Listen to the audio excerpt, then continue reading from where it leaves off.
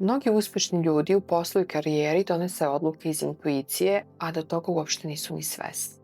U situacijama koje traže brze i smislene odgovore, intuicija zna ono što glava još nije stigla da obradi.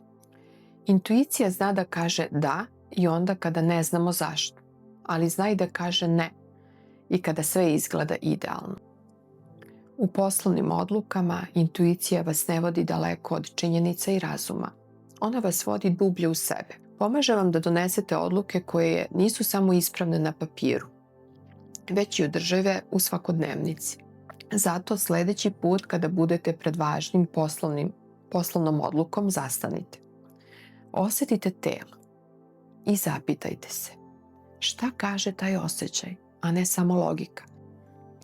Pratite ovaj serijal o intuiciji. U sledećim epizodama delit ću još konkretnih primera, alata i načina kako da razvijete svoju intuiciju i koristite je kao kompas u poslu, kreativnosti i životnim prekretnicama.